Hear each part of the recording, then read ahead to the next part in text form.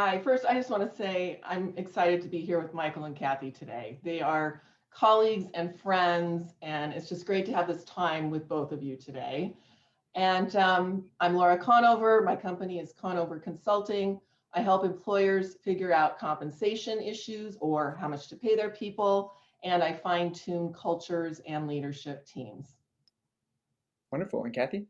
So I run a search and staffing firm nationwide, and I'm going to be celebrating my 40 years in that industry this year, believe it or not. And I own my own firm for 13 years. So it's Dawson and Dawson Staffing, and I'm the CEO of that firm. And we think about people like this, that they are very important as much as a product or service that you're selling in your company. Without knowing who the people are that you have, you're really never going to succeed. So that's why I'm so excited to be here to talk about that passion that we have.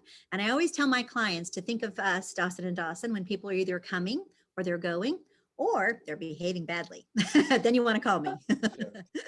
Kathy, next question to you. So, in your opinion, what makes the current talent acquisition process so different from any other time within living memory? And is there any precedent for it? No precedent for it, which is the craziest thing. So in history, we'll go down as this being the craziest time of all. I keep telling that my children and when they have grandchildren, they're gonna talk about this. They're gonna be going, whatever happened? Why did you guys wear masks all the time? What's going on? This sort of thing. So I don't know if you watch the news, but Sunday morning is a favorite show of mine, and they just had a piece on the Great American Reshuffling of 2021. So it's what Laura was just mentioning. And it showed a map of where people were going, and it was leaving California mostly, of course, because they can have a great lifestyle and it costs them a lot less somewhere else. And if they can work remote, then why wouldn't they, right? They can be with family and friends. So we see this great reshuffling as the same thing that we did with the COVID masks and the shutting down of America, really. We see it as an evolution that was much needed. It was like, what was going to stop us from being on the hamster wheel, us Americans, working 7 days a week, doing nonstop work. And so when you realize that a job is a job, it is not your life. It is a job that you want to get meaning in and make a contribution every day. And you put it in its right perspective place. And then you put your family where it belongs and your friends where they belong and what you want to do where they belong.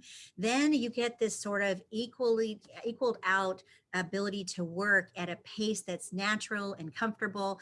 And you have a quality of life and a quality of work life. And this whole reshuffling has been the best thing that I've ever seen. I will tell you, my 90-year-old dad, who's almost 91, he'll be 91 in November, he said this is the best thing that's ever happened to us because he saw me and all of my peers working like crazy just to make another deal. But the reality is it's not about that. So Americans have realized that and they're embracing it. I have a client that's in Belize right now. And I have a client that is in Dana Point and living in a hotel because she wants to live there and she's going to work wherever she's at. So we see all these things, and we do realize there's a lot of differences, which hopefully we'll discuss in this conversation of how to manage that. But the great reshuffling, I love it. I'm stealing it from the CBS show, but it's truly what's happening. I definitely like that optimistic perspective. I think that's very nice.